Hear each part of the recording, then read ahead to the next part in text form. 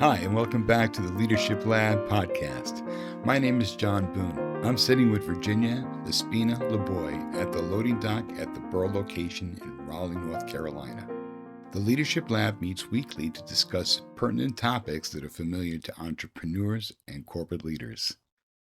In our first episode, we talked about decision fatigue and how leaders often are overwhelmed by constant choices throughout their day.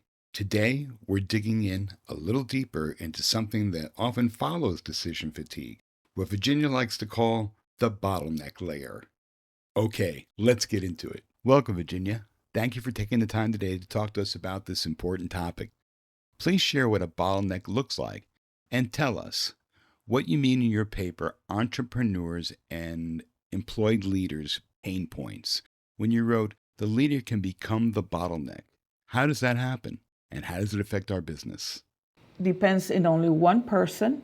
They're not allocating the different functions to their team. Decisions, approvals, and direction only go through one person.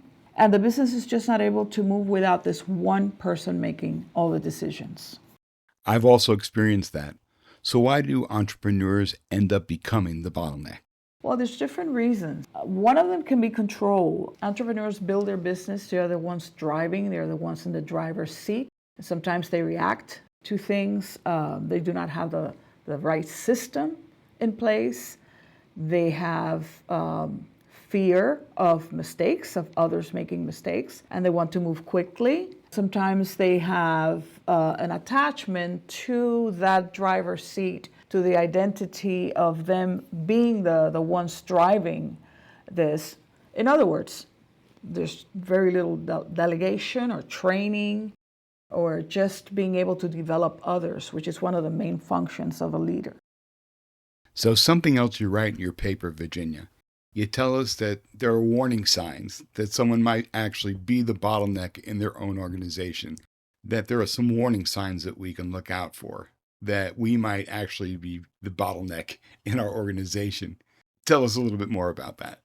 You're constantly interrupted for decisions because everyone is depending on you to say yes or no or go this way.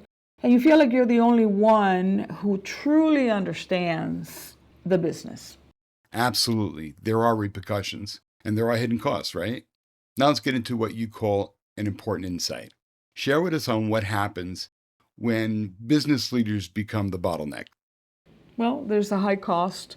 There's a high cost because growth will slow down. Opportunities have to wait for the approvals.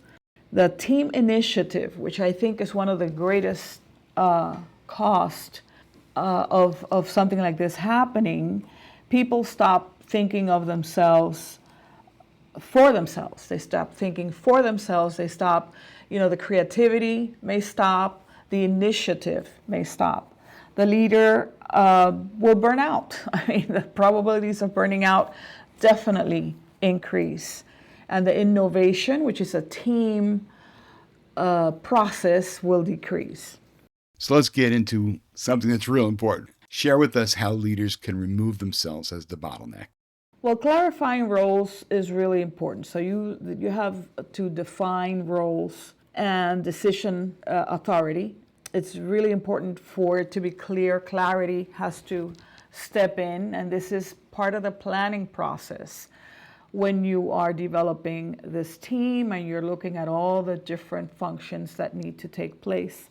Document, create simple systems and processes. The systems are extremely important for something to flow. Delegate, we mentioned that before. Delegation is key. Impossible to run an enterprise, a company, even at the beginning stages. Once you have a team, is really important for you to, and here training comes in, onboarding process comes in. Extremely important for you to be able to then be comfortable enough and have the right people with the right skills that they have brought in some basic skills where you have developed and brought them in and made them your partners in your dreams and where you're going to, so that you feel comfortable enough to delegate and develop. Then it comes to the next stages. And it's just beautiful to see how people go from level 1 to level 2 to level 3. You train people to think, not just execute. Okay, so this is the part of the interview where I ask the hot question, which is give us some real examples. Virginia, tell us how you've seen this pattern in your over 30 years of business leadership in Fortune 100 companies. I have one very powerful example. I had a business partner who was a tremendous leader, amazing businesswoman, rather. She was a tremendous businesswoman.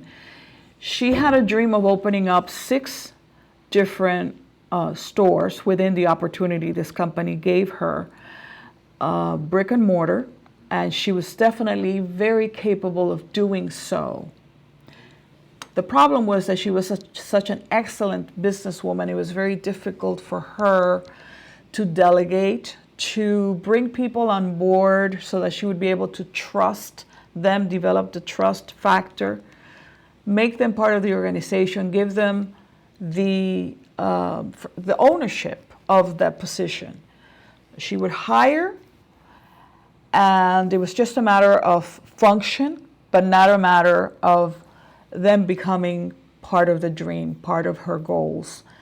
And this really impaired her. She was able to open 4, and then she had to scale down and go back. When she had all the different things that she needed in order to reach that goal, she had the skill, but she was lacking in that one. And it was very difficult for her to grow to the level of being able to transfer her leadership skill to others.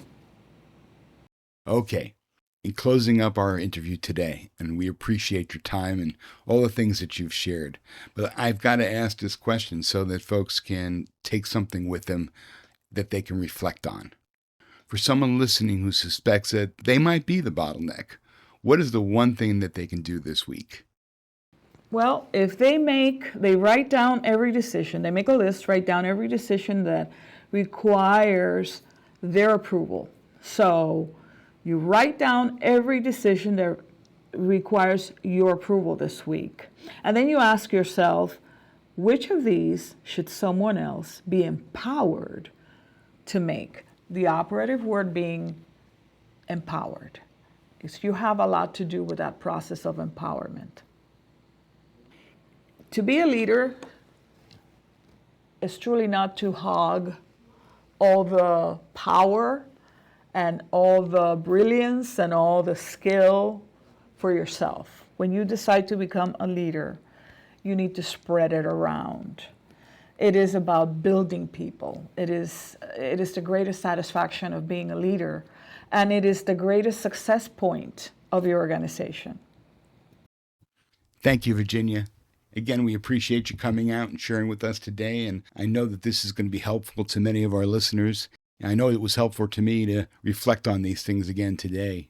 I want to invite all of you who are listening to come out to the Leadership Lab on Wednesdays from 1 p.m. to 2 p.m. We look forward to seeing you. Come on out and be a part of the conversation. Join us next week when we talk about inconsistent revenue and cash flow stress. Even high revenue entrepreneurs feel instability. Join us next week.